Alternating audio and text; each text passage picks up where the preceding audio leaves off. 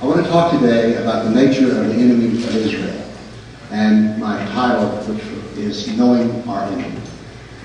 Let me say here that I reject uniformly everything that's said about the struggle in Israel. I do not agree anything about peace talks. I don't think that any diplomatic maneuver is going to make any difference, because the roots to this go far beyond this century. And so therefore I would... So this is going to be a little radical in that sense. But I can't change my ways. I've been radical all my life. So anyway, the story with Muhammad is where we need to start here to understand what is happening in Israel. Because what we see with, for instance, Islamic State, which I prefer to ISIS, simply because it calls it out for being what it is. It is Islamic State. And let me say categorically that everything that Islamic State is doing has its precedence in the Sunnah of Muhammad. So when people say, oh, that's, for instance, Obama is the president of the United States, he says, and Kerry, Secretary of State, says, oh, this has nothing to do with Islam. I go, I don't think so. I see all of this in the Sirah. So, having said that, I want to start at a different point of view. I'm going to start with Muhammad. Because Muhammad has an interesting relationship with the Jews. As a matter of fact, if it were not for the Jews, he couldn't have gotten his train moving at all. If you're a middle-aged man and you suddenly go out and tell the world that God is speaking to you, and not only is he speaking to you, but he's telling everyone else that they're supposed to listen to Muhammad and do what he says, then we assure you that if you try to do that, you're going to get some pushback. People are like, what? What do you mean God's talking to you and we ought to do what you say? What Muhammad did to verify the nature of what he did was to basically declare himself to be the last of the Jewish prophets. He put his caboose on the train of the prophets of Islam, of the Jews. And really that shapes what the Quran is. Briefly, there's two Qurans, which we'll get to later, but there's an early Quran written in Mecca, which is very Jewish. All right? We meet Moses again and again. The story of Moses is told 38 times. The story of Noah is told 29 times. Why is he talking so much about the Jewish prophets? Because you see, he says that the archangel Gabriel, who's speaking to him, was the same who spoke to Moses, who spoke to Noah, and who spoke to everyone else. And so the nature of the early Quran written in Mecca is Muhammad is the prophet of Allah. That can summarize what the early Quran is. And this is repeated again and again. When you read the story of Noah, you realize that Noah and Moses all had the same problem. They were appearing in front of powerful people and they said, we don't believe in your God Allah. And so bad things happen when you don't believe that. So he uses the story of the Jewish prophets to establish himself as the prophet of Allah. Now he was working in good territory because you see there were no other Jews around in Mecca to say, he's not the prophet of Allah. So we're having a technical moment. You're going to have to put up with this. So he's the caboose on the Jewish train. Let me say one thing here. When you're reading the early Quran written in Mecca, and you read again and again about Moses and Noah, you understand that the Quran is a derivative work. I don't need this. From the tech help. Anyway, the Quran is a derivative work. If you studied world religions and you read the Quran, you realize the bridge over hell comes from Zoroastrianism. The Jewish prophets obviously come from the Jews. And then later you see that everything is derived from what was around him. Okay. I'm having to read. By the way, I wrote this whole talk today on the plane. All right. After 13 years of being in Mecca, he produced 150 followers. He also left behind a community in Mecca which was a little irritated with him. They were so irritated that they said, we want you to leave. And so they left and he went to Medina. Now in Medina, he became, instead of the prophet of Allah, he still held that title, but he expanded into being a politician and a jihadist. Now we have success. There's a growth curve that goes with Islam. It's really easy to see. For 13 years, the preaching of the Quran by Muhammad the prophet produced 150 followers. If he had continued with the religion of Islam and had lived another 10 years, there would have been less than 1,000 Muslims around. So, the change was necessary for growth. When he moved to Medina at the insistence of the Meccans, this is called the immigration. Here's how important the immigration is. If you ask yourself, when would the Islamic calendar begin, you say, well, probably on the first night of the Revelation. Seems logical. Well, or maybe it was the birth of Muhammad. Well, no, the calendar begins with the immigration to move to Medina. Why? Because Medina was successful. After 10 years of becoming a politician and a jihadist, he averaged an event of violence on the average of every 6 weeks for the last 9 years of his life. And what did this produce? Overwhelming success. When he died, basically every Arab was a Muslim. When he arrived in Medina, and he was invited to Medina because there had been a civil war going on.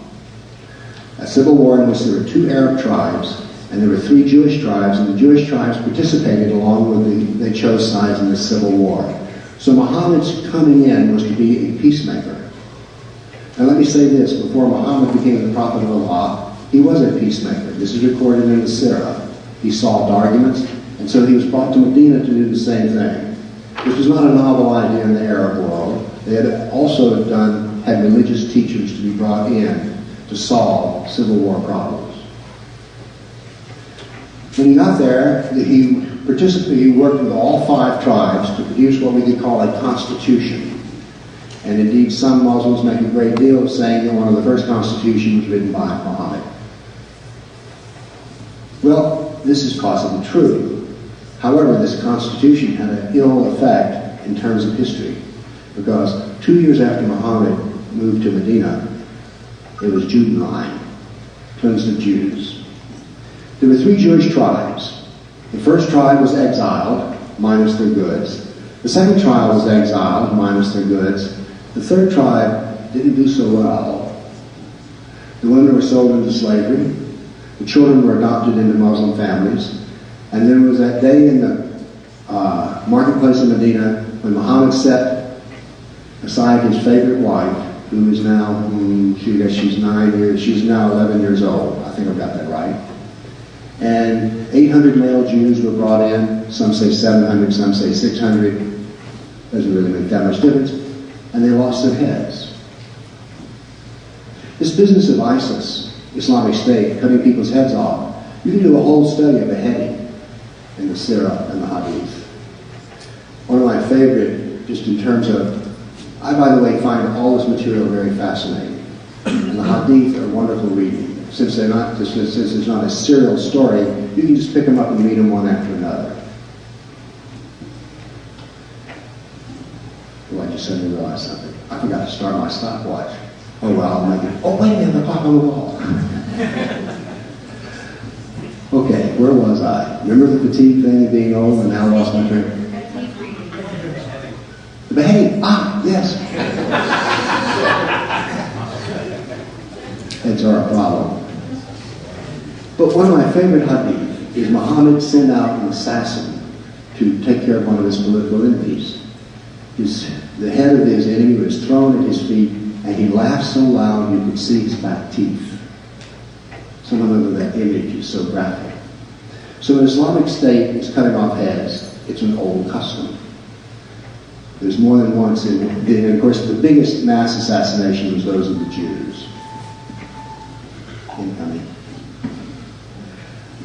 Alright, so we have the headings. Now what has happened is now Islam has cleansed Medina of the Jews.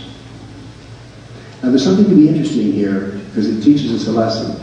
The 3 Jewish tribes never wised up. They never got it together. They never formed a unity against Muhammad. Each one thought they could work it out so it would be good. Didn't work out. I think there's a lesson to be seen here, is that there was earlier talk about building a community and needing a common strategy. Sometimes people look at me and go, wow, you're like David against Goliath. That doesn't work.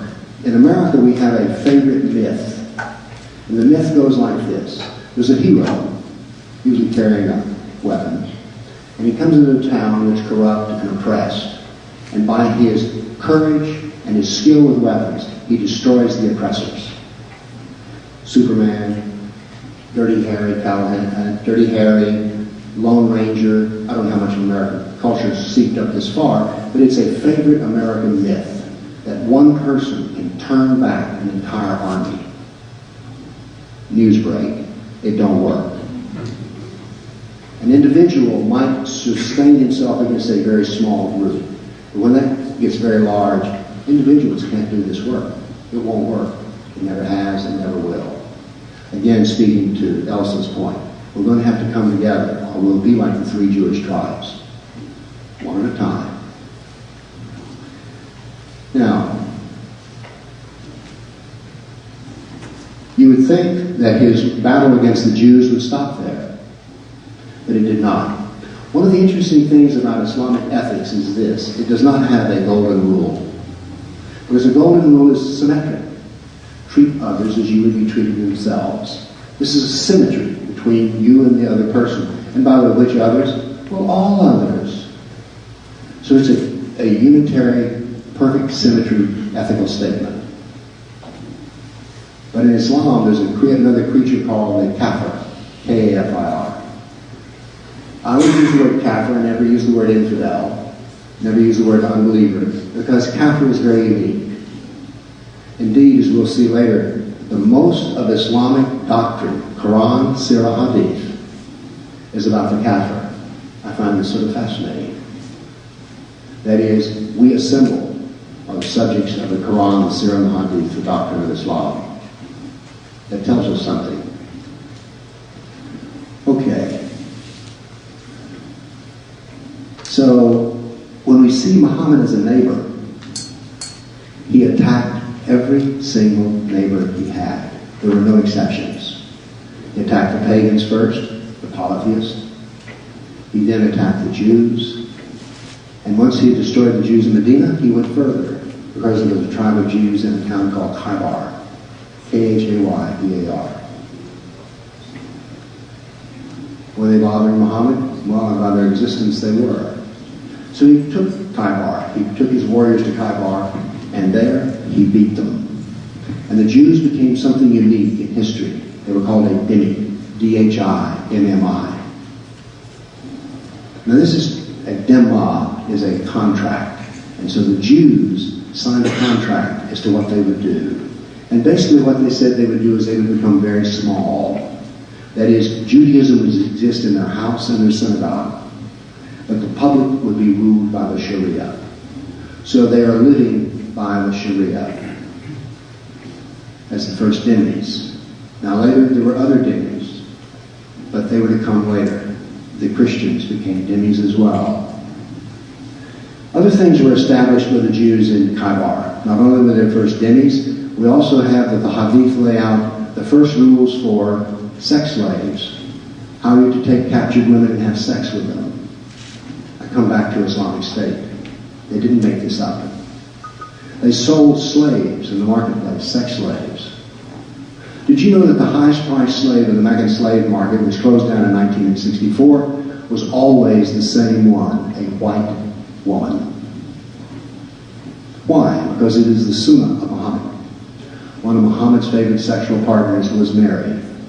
She was fair of skin, curly hair. She was a Christian, she was a Coptic Christian, and she was a gift. So therefore, the Sunnah of Muhammad is the ultimate sexual partner is a white sex slave. So when the Yazidi women and the Christian women are on the slave block, it is Islam. The rules were given on how to rape those whom the right hand possesses. And basically the rules were simple. She was not to be raped if she was having her period. She was not to be raped if she was with child. Let's see, there was one other thing established in Khaybar, but I don't recall it at the moment.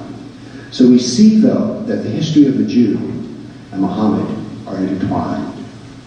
Basically, Muhammad first announced himself as being a Jew, in a sense. Okay? Not racially, but he picked up the culture and carried it forward.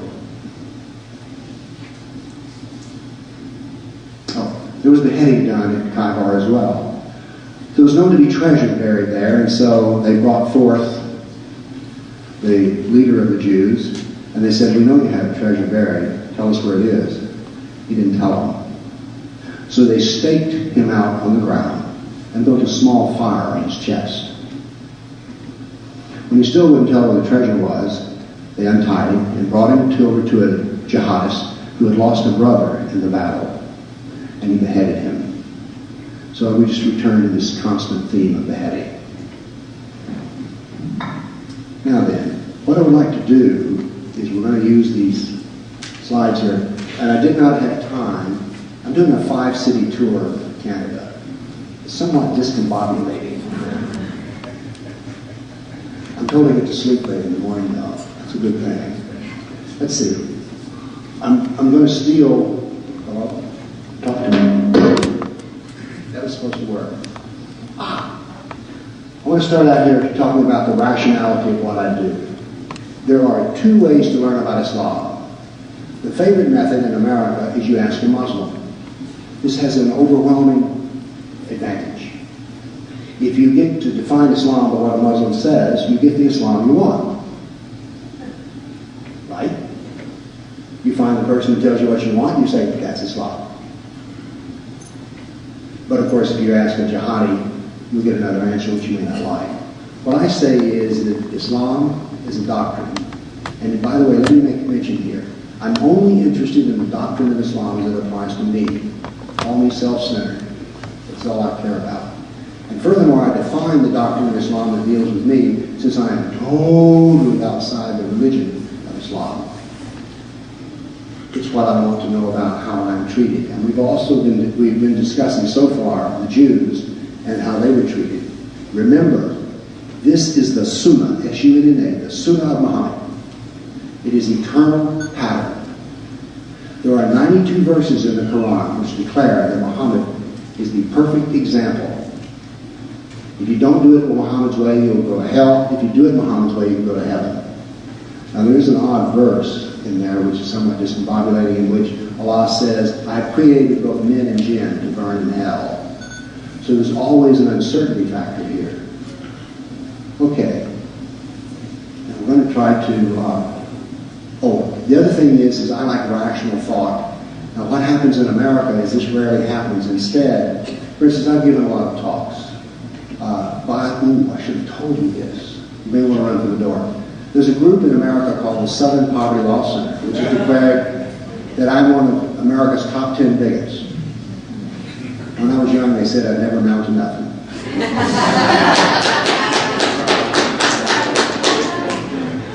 CARE, Committee on American Islamic Relations, has also declared that I'm part of the inner circle of hate. So, anyway, the point I'm making is this, is that people don't tell me there aren't 92 verses which say that they follow Muhammad. What they say is, Bill's a bigot. And that has become practiced, is what, unfortunately, political talk is. America, political speech changed with 9/11. It became vicious and character assassinations. Instead of saying that I don't like George Bush's policy, I do not know how many times I've heard this. Bush is an idiot. Okay? Those are 2 separate statements. One to examine policy and the other to call him bad names. Those are different ways of reasoning. I say it's possible to be logical. By the way, I also contend that it is possible for me, a kafir, to understand this doctrine of Islam without the kafir. Or in America, I don't work that way. Only Muslims can understand Islam. I reject that. As a matter of fact, if somebody intrigued, somebody would tell me that there's something I cannot understand. That makes me go, really? I want a piece of that.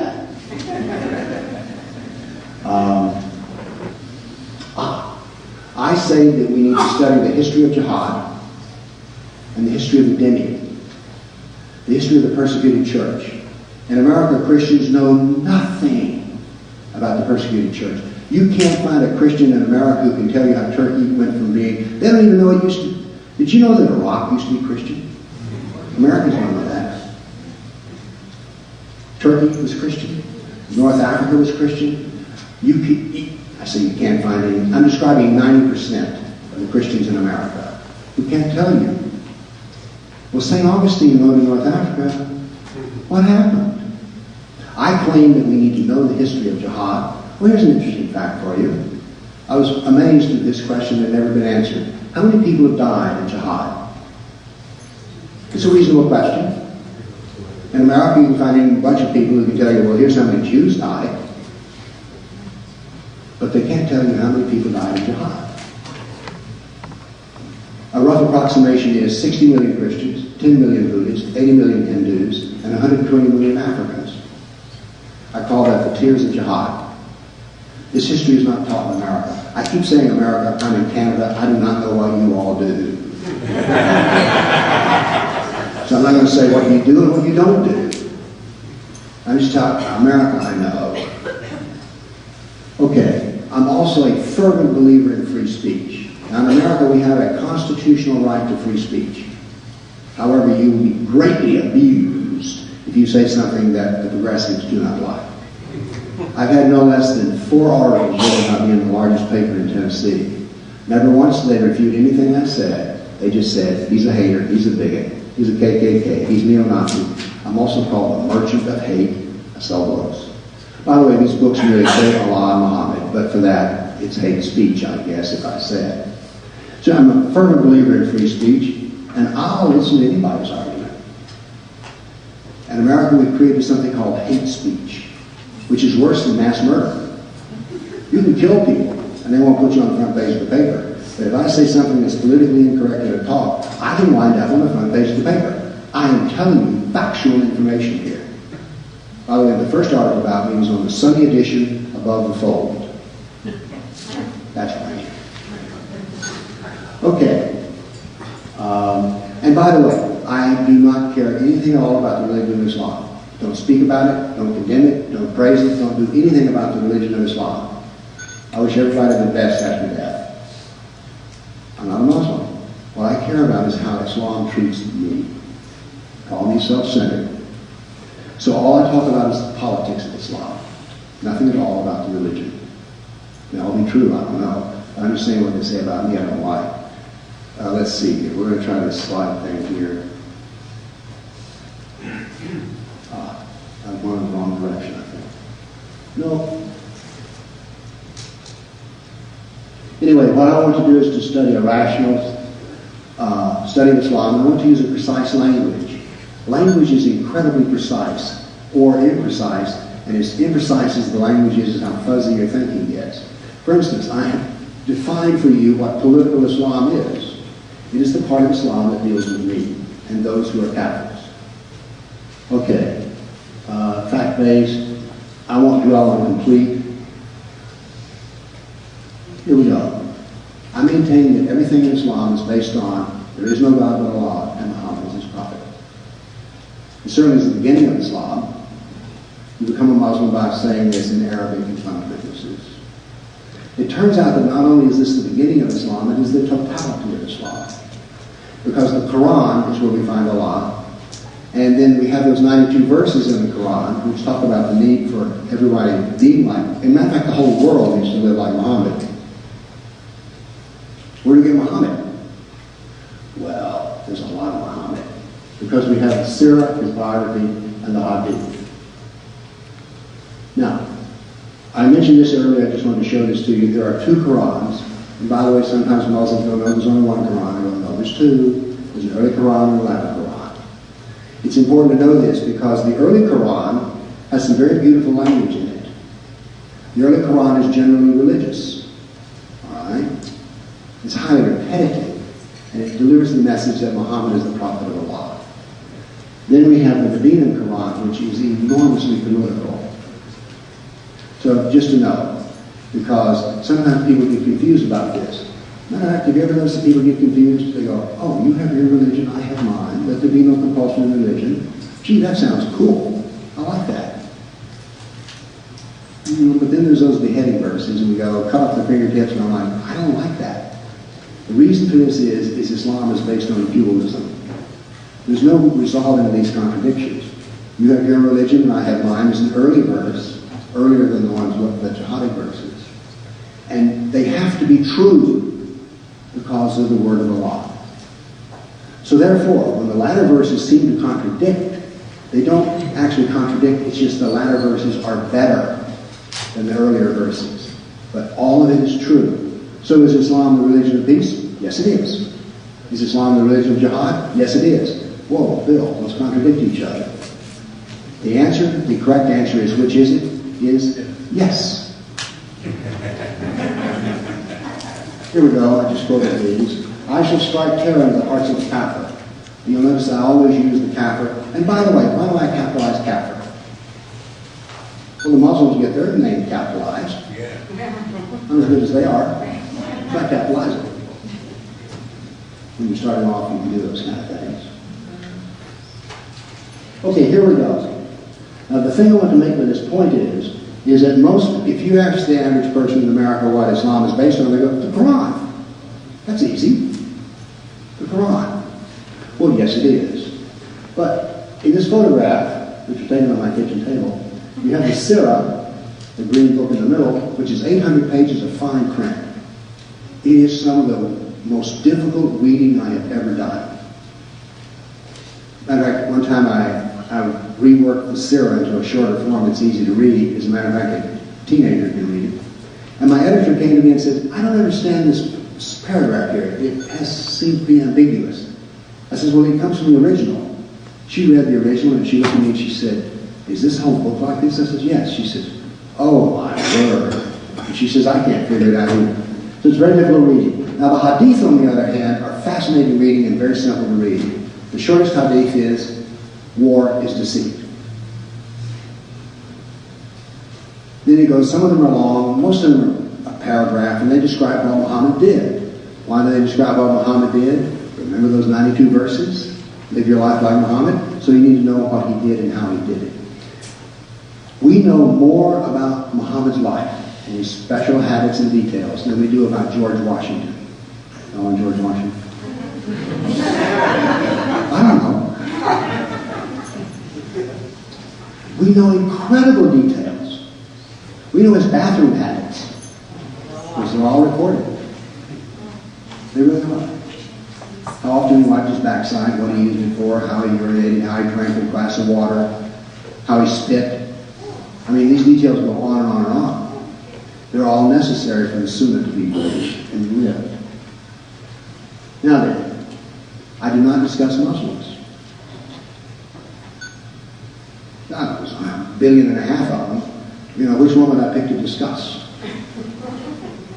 And in fact, I call the study of the Muslims Muslimology, which is a fair term. And I occasionally will indulge certain Muslimology things, like Pew Research did a whole research on 38 nations that are Islamic or not so Islamic, but they ask Muslims a lot of questions. That's Muslimology. What I believe, what I study is Quran, Sirah, Hadith. I study doctrine. But I've had people sit through a whole lecture on doctrine and walk away and say, oh, he's a Muslim basher. Didn't mention it. Now, they introduced me as a scientist, right? Yes. Scientists count and measure. If you can't measure it, if you can't define it and measure it, you're not dealing with science, really. It may be so preliminary it hasn't become science yet, but you need to measure it. I think this is fascinating. If you take those 3 books, which you have on the table, and count up how many words are in them, 14% is what the Quran is, and Muhammad, as you see, or as I like to say, Islam is this much Allah, that much Muhammad. This is important to know, because it also gives you an insight on how to study Islam. I sell a course, which I call the trilogy, Quran, Sirah, Hadith, and everybody wants to start with the Quran. Whoa, slow down. You don't want to start with the Quran, you want to start with Muhammad. Because once you understand Muhammad, the Quran is like, oh, yeah, that's what that's about.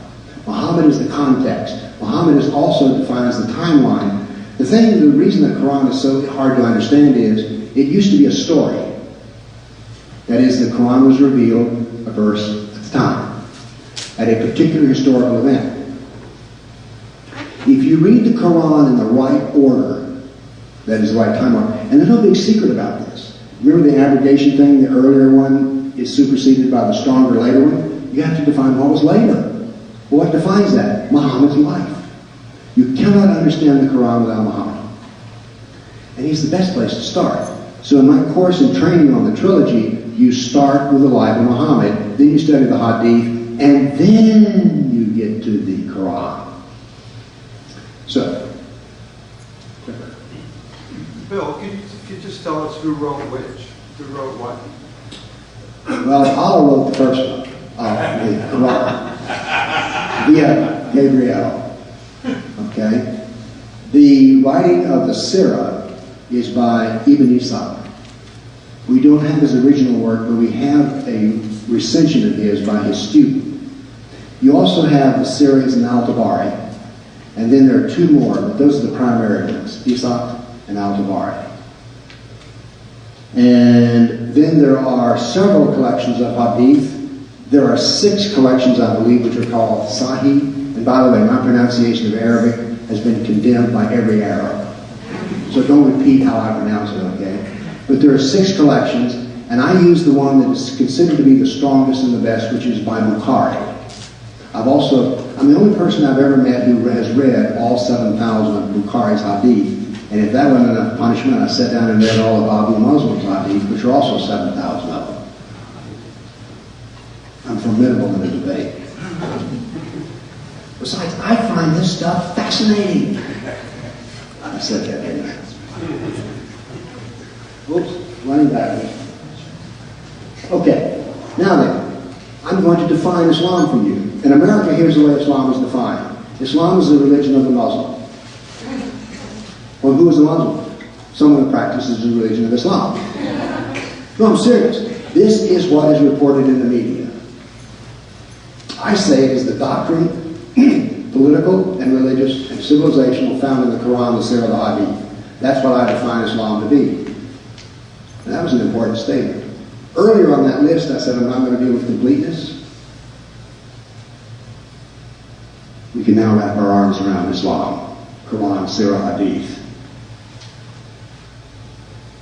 I found this fascinating. Most of the Quran, the Sirah, and the Hadith are about the Catholic. And I love bar charts. But I've already told you that. Now then, here's what's devoted to jihad. Notice the clue here.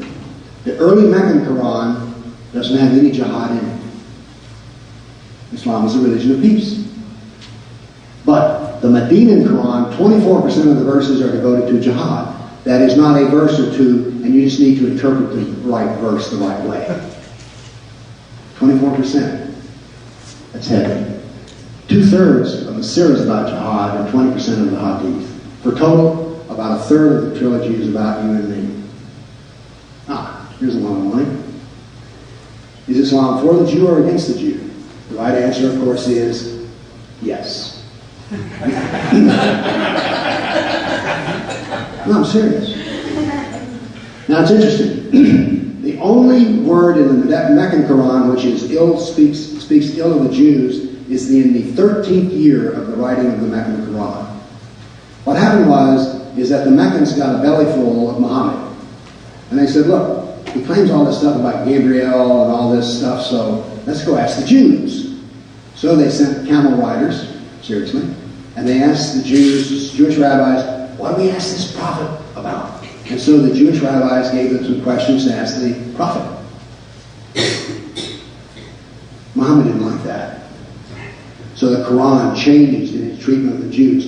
And that's the 1%. In the Medinan Quran, 17% of it is about the Jews, 12% in the Sirah, 8.9% in the Hadith, for a total of 9.3% of the trilogy is about the Jews, and it's Jew hatred. Now, I went on a family vacation, and you need light reading. So I took Mein Kampf. I'm the only man. Has anyone here read Mein Kampf in its totality? Okay. Did you count the number of paragraphs that related to Jew hatred? I did. 9%. We'll let that stand as it stands.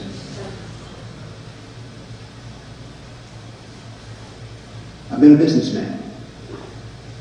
Sales, marketing. How you doing? This is the sales curve of Muhammad. What fascinates me is nobody ever plotted this up before. Taken directly from the syrup. And you can see it was a flat spot. And then when he got going, it took off like hotcakes. Now, here's the point. Islam is based on dualism. Okay? War or peace. Jew hatred, loving the Jews. You have your religion, I have mine, I shall cast terror. It is all of the above. And it is futile to say which one is the real Islam. No sense trying to. In my house, I have hot water and cold water. No one ever comes in and says, Bill, which one's the real water? So don't ask which one's the real. Okay. This is that's as far as I'm going to go with this, so turn it off so it's not a distraction.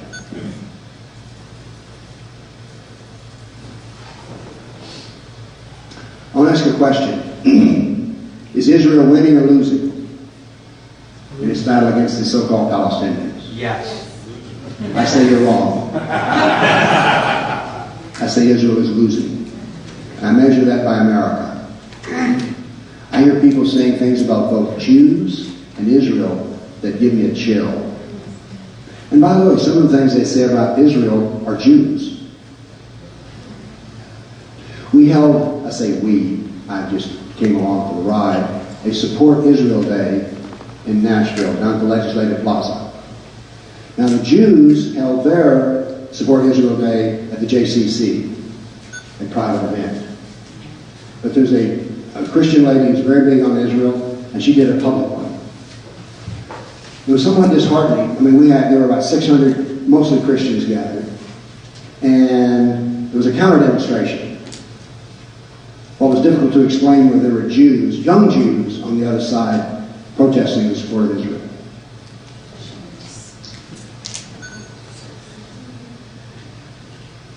I sat down.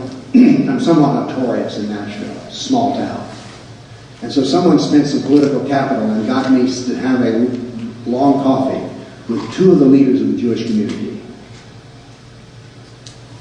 We sat down and I said, I'm not here to tell you what I think, I want to know what you think. I was surprised at that. Here's what they told me they thought. That Muslims in the South were like blacks in the South in the 40s and 50s. They were a persecuted minority, and that people like me were the persecutor. They said, you're a bigot and you're a hater. And people like you are the problem. If people like you did not exist, there would be no problem with Muslims at all. What we're going to do, this is a fairly accurate transcript. Well, not a transcript, a recording. They said, we're going to love these people so much that they will never turn against us. I said, can we meet again? No. And one of them turned to his buddy and said, Martin, we're the dialogue people. We're not going to meet with him again. Okay? I took a sales course one time, and so I needed to keep asking for the sale. So I said again, can we meet again? No. So I asked him a third time. This time I got a real response. Martin looked at me and he said, you are an unpleasant old man who goes around frightening people. He stood up and looked me square in the eye and he says, and if I knew what you know, I might become who you are. And stormed out. What did he say? If I know what you know, I might become who you are. I found that interesting. I gave a talk to some conservative Jews who are Republicans. Some would say we met in the phone booth.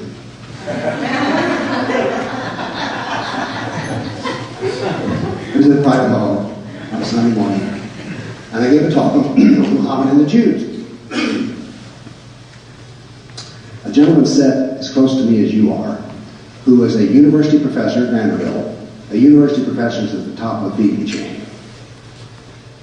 And